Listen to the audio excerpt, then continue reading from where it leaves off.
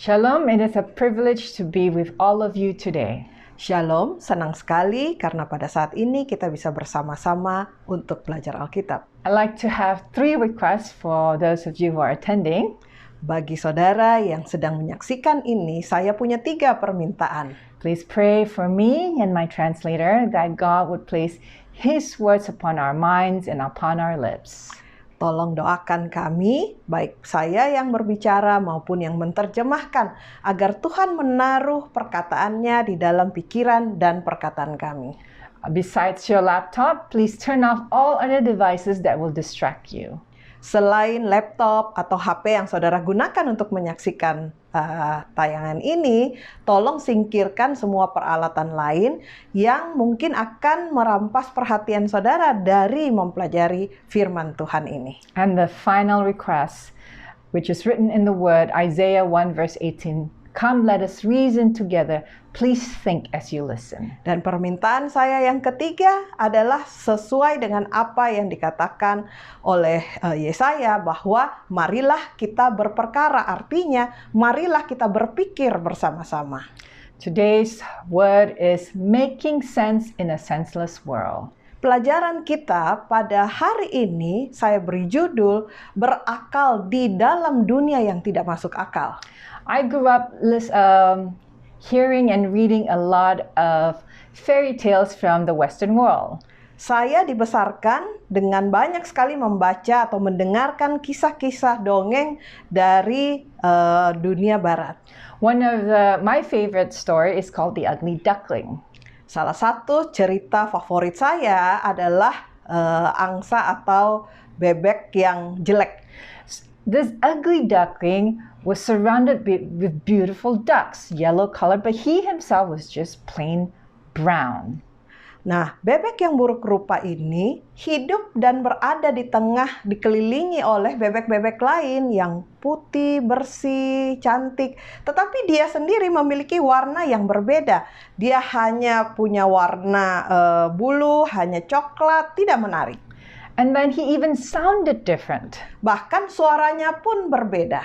He even walked a bit different. Cara dia berjalan pun beda. But because he was different, he was always outside of his siblings' activities. Jadi karena dia ini seperti berbeda, jadi dia sepertinya diasingkan atau berbeda juga pergaulannya dibandingkan dengan saudara-saudaranya yang lain. He tried to fit in. Dia berusaha untuk bisa diterima di dalam lingkungannya. But he was just so different. Tetapi memang dia berbeda. He tried to make sense, why was he different? Dia berusaha untuk berpikir keras mengapa dia itu berbeda. As time passed by, pada waktu sudah berjalan, his body changed. Waktu dia makin besar, maka tubuhnya pula mulai berubah.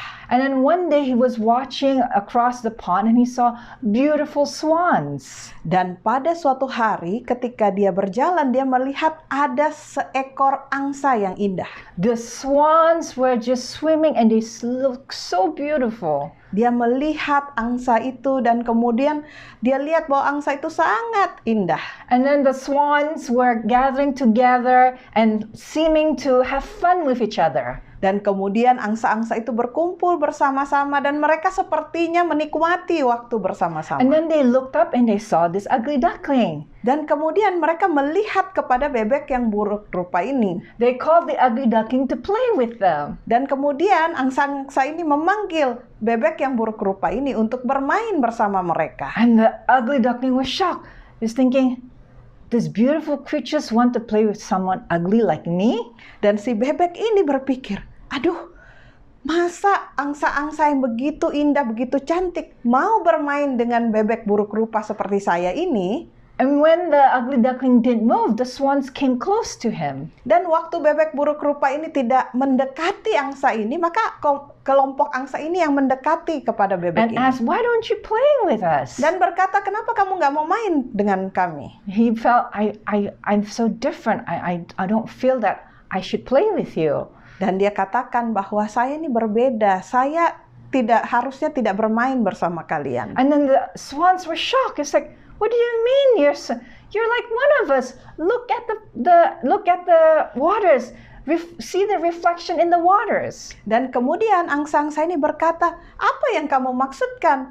Kamu sama dengan kami. Coba kamu pergi ke air dan lihat pantulan dari wajahmu dibandingkan dengan kami. And when the ugly duckling looked, he saw that he was actually a swan. Dan pada waktu dia melihat pantulan wajahnya di dalam air dan dia bandingkan dengan angsa yang ada bersama-sama dia menyadari bahwa sesungguhnya dia itu seekor angsa. He did not know his own identity. Dia merasa rendah diri, merasa buruk rupa karena berbeda, padahal itu disebabkan karena dia tidak tahu identitasnya. Many of us do not know who we are. Banyak dari kita yang tidak mengenal dan menyadari siapa diri kita sebenarnya. Who am I? Pertanyaan, siapakah saya ini?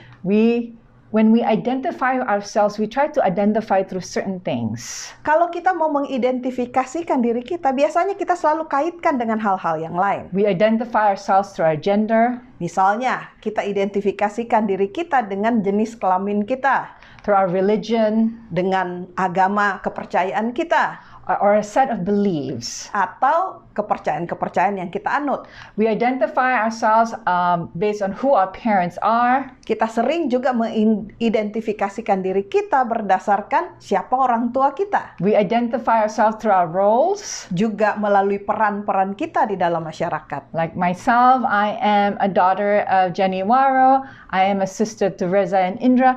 We identify through our family and through the roles we play in our family. Nah, contohnya seperti saya adalah anak dari ibu saya dan juga saudara dari abang saya Reza dan adik saya Indra. Kita adalah manusia sosial yang berada di dalam lingkungan dan kita punya peran masing-masing. And then we also identify ourselves through our character. Kita juga mengidentifikasikan diri kita berdasarkan karakter kita. The reason why we do this is because our identity gives us a sense of belonging. Alasan mengapa kita perlu mengetahui identitas kita, karena identitaslah yang akan memberikan kita suatu rasa kita ini sebetulnya dimiliki adalah satu kelompok dengan apa. And then the next question that we ask ourselves, why am I here? Pertanyaan berikutnya yang sering kali ditanyakan adalah mengapa saya ada di sini? Or another way to ask is what is my life's purpose? Atau mungkin maksudnya adalah apa yang menjadi tujuan hidup saya? This is the driving force, or we call it hope, that keeps us alive. Inilah suatu kuasa yang mendorong atau suatu harapan yang mendorong supaya kita itu tetap hidup hari demi hari. Without purpose in life, we become depressed and hopeless. Tanpa ada tujuan dalam hidup kita, kita akan menjadi depresi dan tidak punya harapan. Where are we going? Pertanyaan berikutnya adalah, kemana kita akan pergi nantinya? This is the sustaining force, or also known as motivation, that keeps us on track with our purpose in life.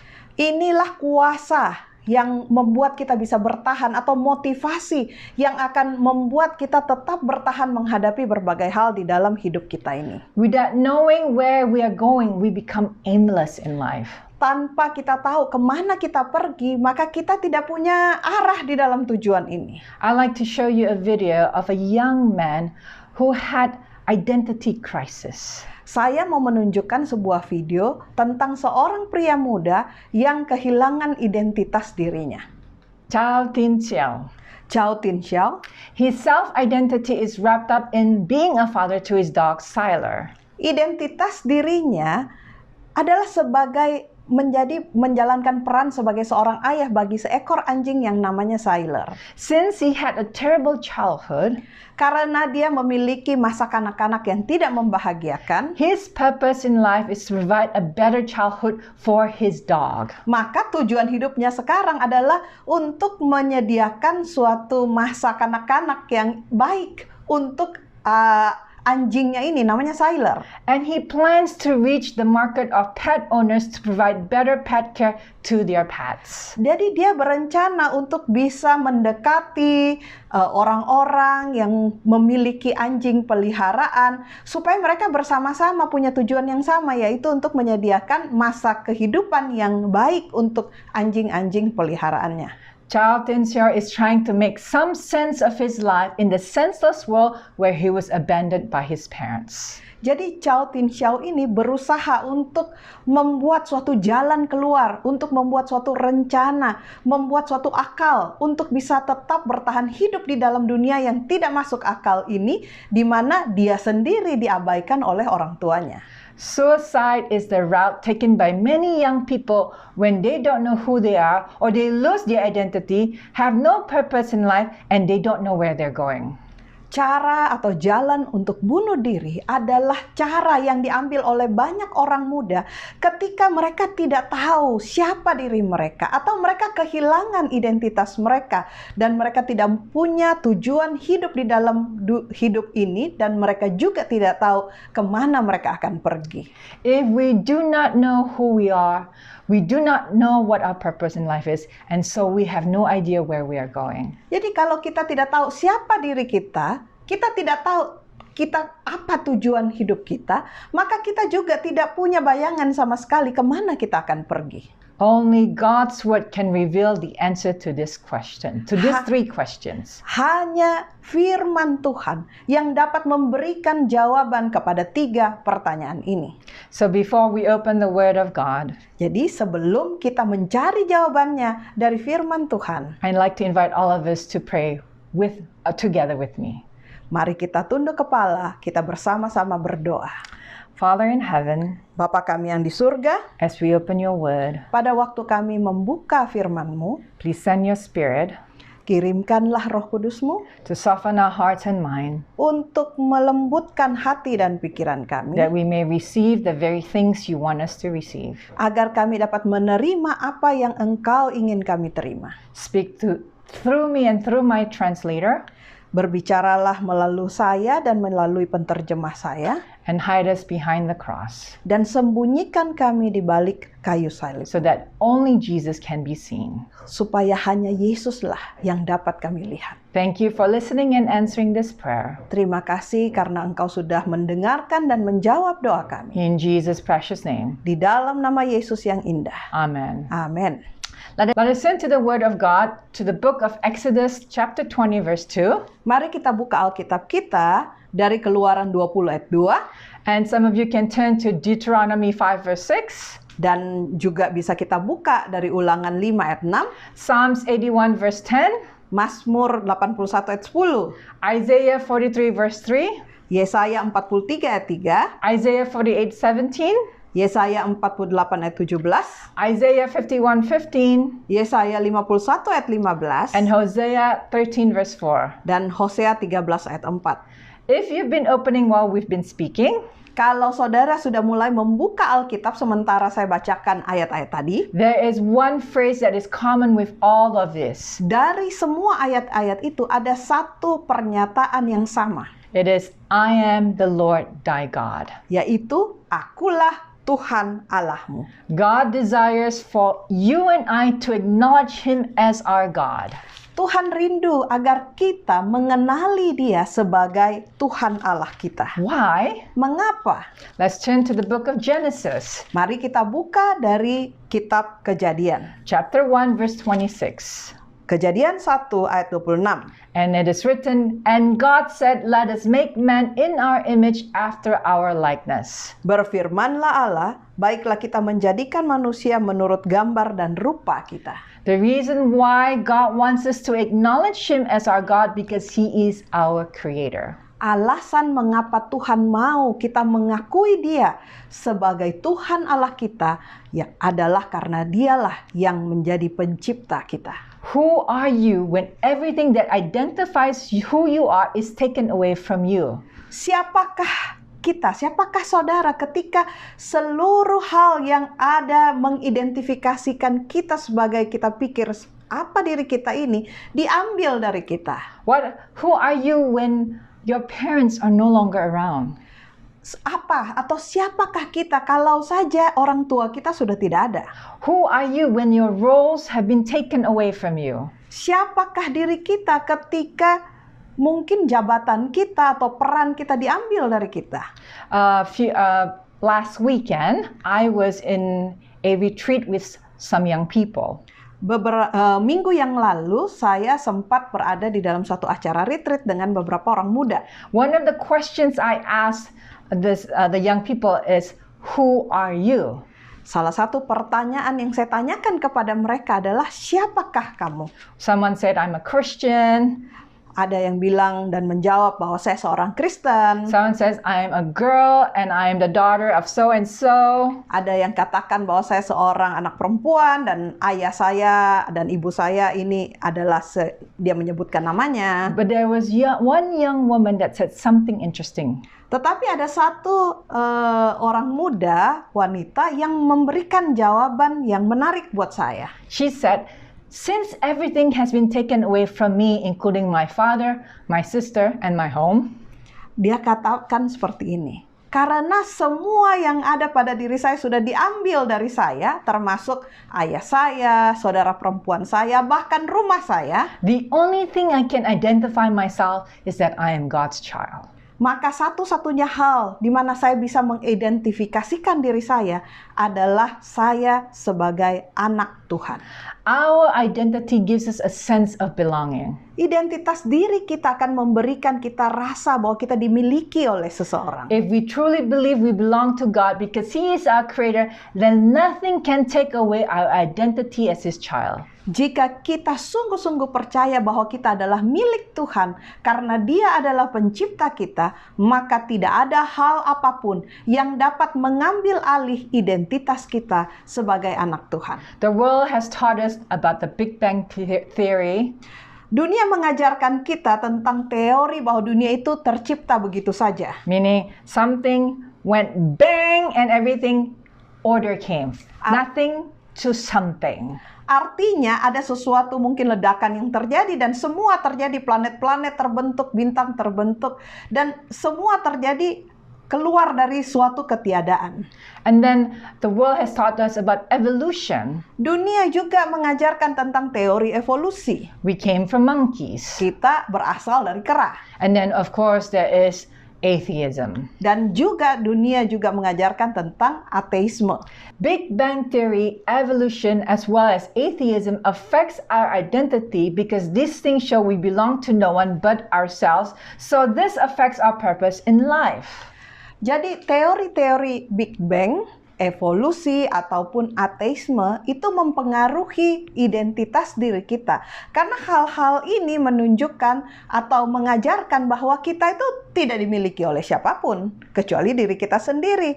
Dan hal ini akhirnya mempengaruhi tujuan hidup kita. Sense of belonging leads to purpose in life. Karena rasa memiliki atau dimiliki ini akan menuntun kepada tujuan hidup. So when it is written in Genesis 1:27, so God created man in His own image. In the image of God created He him, male and female created He them. It shows that we belong to Him because we were created by Him. Maka pernyataan yang jelas dari Kejadian 1 ayat 27 yang mengatakan, maka Allah menciptakan manusia itu menurut gambarnya, menurut gambar Allah diciptakannya dia, laki-laki dan perempuan diciptakannya mereka.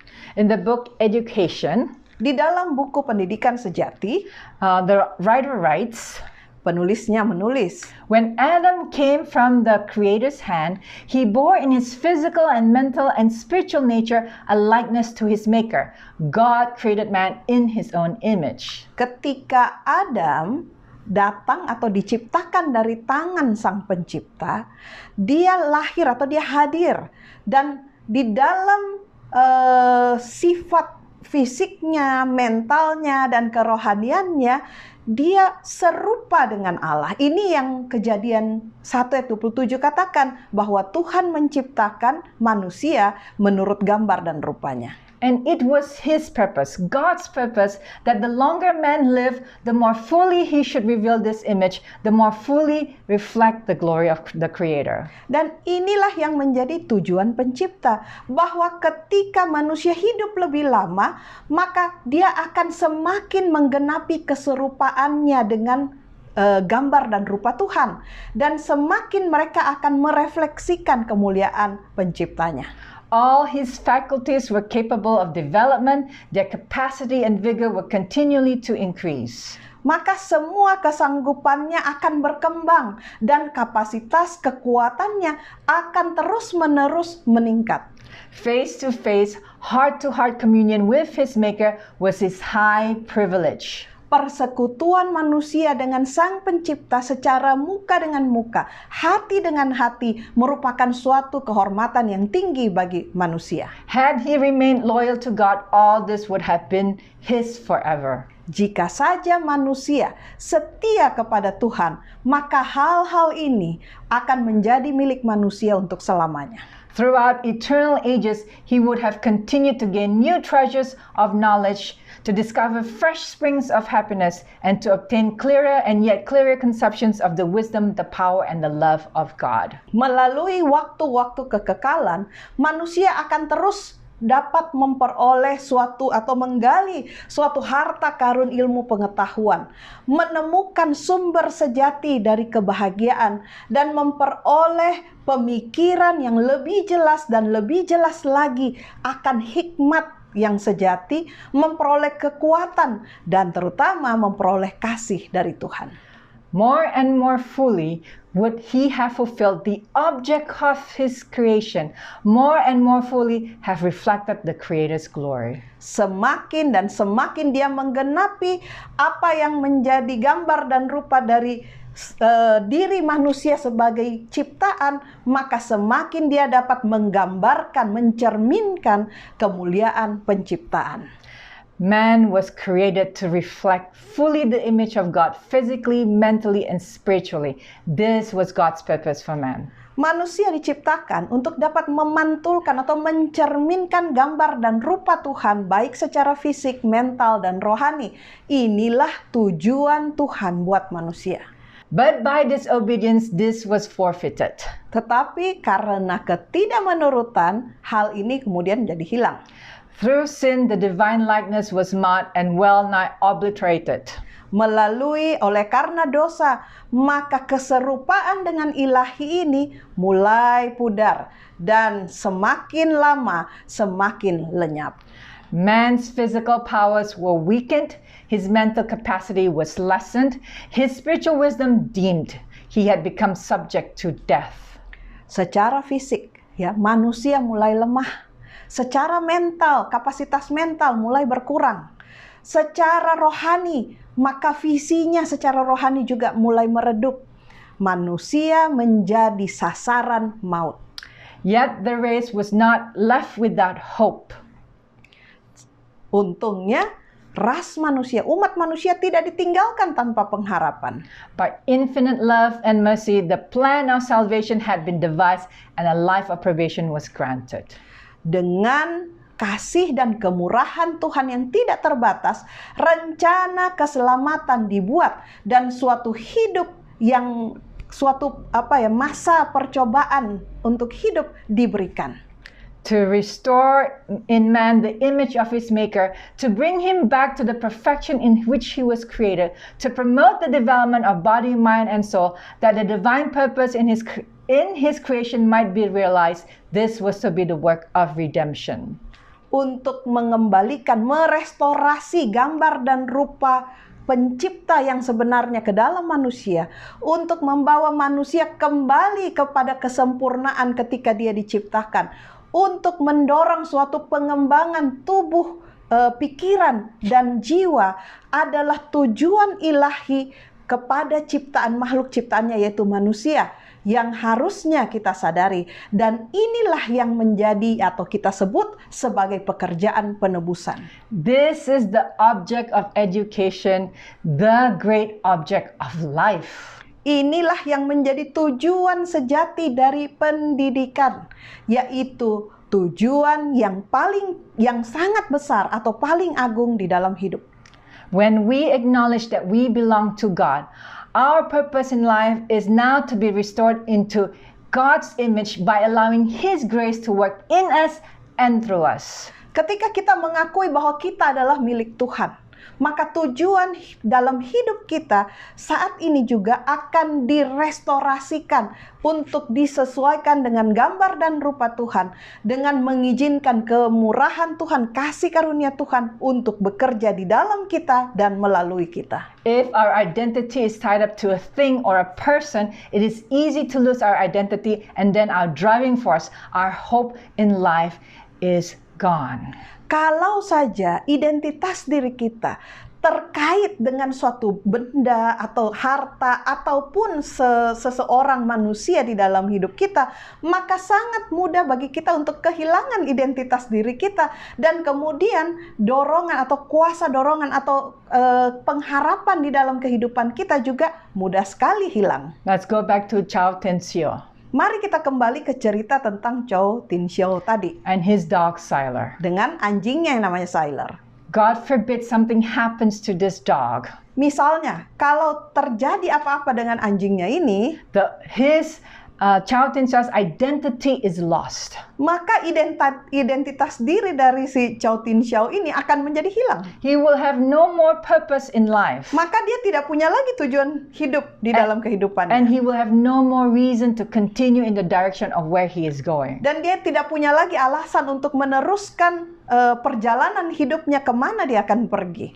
Now that we know we are God's children and belong to Him, now that we know that our purpose is to be restored into His image, where do we go from here?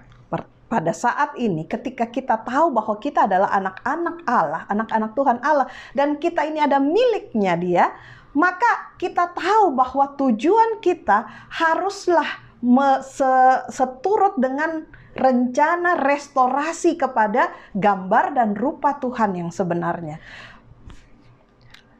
Let us now turn to the book of John chapter 14 verse 1. Mari kita sekarang buka dalam Alkitab kita, Yohanes 14 ayat 1. Let not your heart be troubled. Ye believe in God, believe also in me. Janganlah gelisah hatimu, percayalah kepada Allah, percayalah juga kepadaku. In my Father's house are many mansions. If it were not so, I would have told you, I go to prepare a place for you. Di rumah Bapakku ada banyak tempat tinggal. Jika tidak demikian, tentulah aku akan mengatakan kepadamu. Sebab aku pergi ke situ untuk menyediakan tempat bagimu. And if I go and prepare a place for you, I will come again and receive you unto myself, that where I am, there ye may be also. Dan jika aku pergi ke situ dan menyediakan tempat bagimu, aku akan datang kembali dan membawa kamu ke tempatku, supaya di tempat di mana aku berada, kamu pun berada. The purpose of restoring the image of God in us is to be with Jesus in heaven. Tujuan untuk merestorasi gambar dan rupa Tuhan di dalam diri kita adalah untuk kita bisa siap untuk berada bersama-sama dengan Tuhan di surga. As God's children, this is where we are going. Sebagai anak-anak Tuhan, surga adalah tempat di mana kita akan pergi.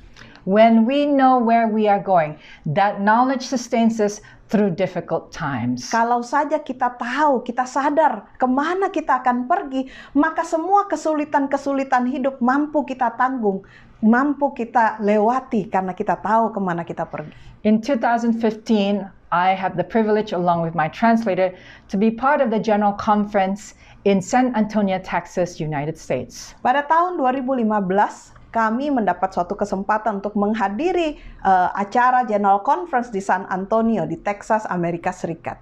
But they also had this event called a fun run, a 5K fun run, in which myself and my translator, we participated. Dan selain acara rapat, mereka juga menyelenggarakan suatu acara olahraga. Pagi-pagi sekali mereka mengadakan fun run, ya, dan lari bersama. And the run was scheduled to run at 6 a.m., but we were expected to be there at 5:30 for registration. So we had to wake up at 5 in the morning. Acaranya dimulai jam 6 pagi, larinya itu dimulai jam 6 pagi, tapi kita diminta untuk sudah hadir jam 5.30. Jadi jam 5 kami sudah harus bangun. Although when we registered, they didn't tell us where the route would be. Pada waktu kami mendaftar, mereka tidak memberitahukan kepada kami rutenya lewat mana. And we didn't even know where the finish line was. Bahkan kami tidak tahu di mana garis finishnya. But there were markers to show us where we had to go. Tetapi di sepanjang jalan pada waktu kami berlari, di pinggiran jalan ada rambu-rambu, ada tanda-tanda kemana kami harus jalan. Myself and my translator, we didn't run, but we walked fast. Walaupun kami pada waktu itu tidak berlari, tapi kami jalan cepat. And it took us 2 hours to finish 5 kilometers. Dan membutuhkan waktu 2 jam bagi kami untuk berjalan cepat dalam radius 5 kilometer. It was difficult for both of us because we were not the most fit people there. Jadi mungkin agak lama waktu yang dibutuhkan bagi kami untuk menyelesaikan itu karena kami tidak terbiasa berlari. But people were passing us by. Tetapi banyak orang yang kuat berlari lewatin kami. Old people too. Bahkan orang-orang yang sudah tua. It was discouraging. Jadi ini benar-benar membuat kami tuh, aduh kayaknya rasanya orang tua aja lewatin kita gitu. But we knew we had to finish.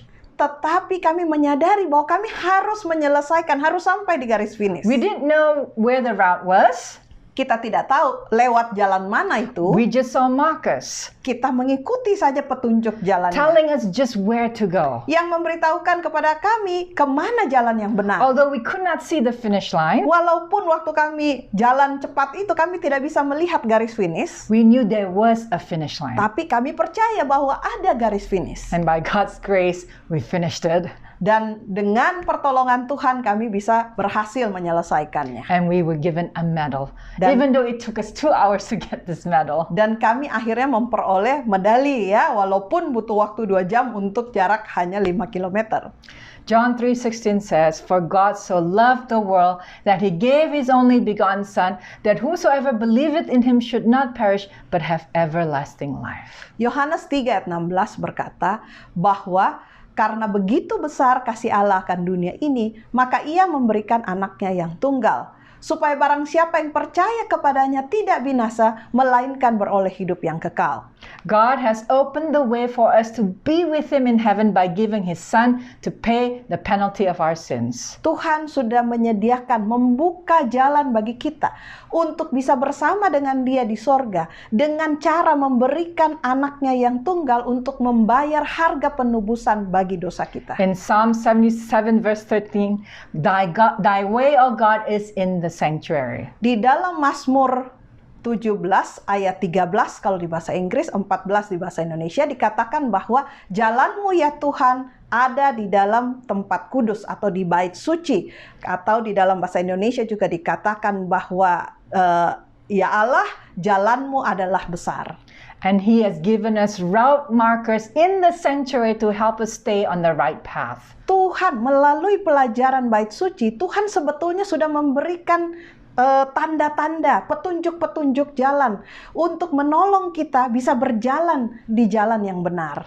Unless God is in the center of our identity, we have no driving force, no hope to fulfill our purpose in life, and no sustaining force, which is no motivation to keep us going when things get difficult.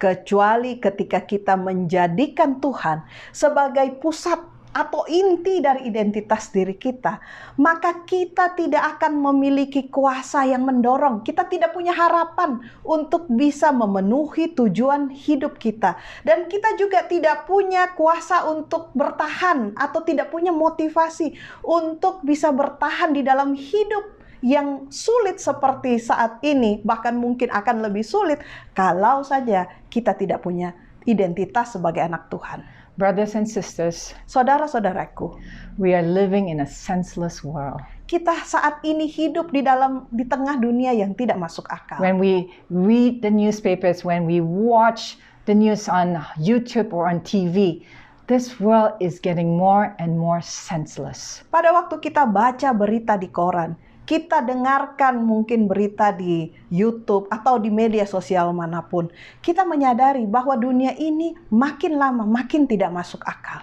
And when we try to make sense of all of this without God, it is a hopeless situation. Jadi kalaupun kita berusaha untuk menjadi berakal di dalam dunia yang tidak masuk akal, maka itu pun akan sia-sia. I invite you, brothers and sisters, to place yourself in the center of God's will. Saya mengundang saudara-saudaraku sekalian untuk betul-betul menempatkan diri di dalam Tuhan, agar kita memiliki akal atau hikmat untuk bisa tetap hidup di dalam dunia yang tidak masuk akal ini. Believe in God. Believe that you belong to Him. Believe that you are His child. Percayalah kepada Tuhan. Percayalah bahwa kita ini adalah miliknya Tuhan. Percaya juga bahwa kita adalah anak-anak Tuhan Allah kita. And know that your purpose in life is to become like Him in character. Dan mengetahui, kita harus sungguh-sungguh mengetahui dan menyadari bahwa tujuan hidup kita adalah untuk memiliki atau merestorasi kembali karakter kita untuk menjadi lebih serupa dengan Dia. So that when we see Him face to face, there is nothing that will hinder us from seeing Him physically face to face. Sehingga ketika kita nanti akan menyiapkan diri bertemu dengan Dia, kita sudah menyingkirkan segala sesuatu yang menjadi penghalang untuk kita bisa memandang wajahnya muka dengan muka. I pray what I shared has been a blessing to all of you. Saya berdoa agar apa yang saya bagikan pada saat ini dapat menjadi berkat buat saudara. God bless you. Tuhan memberkati kita.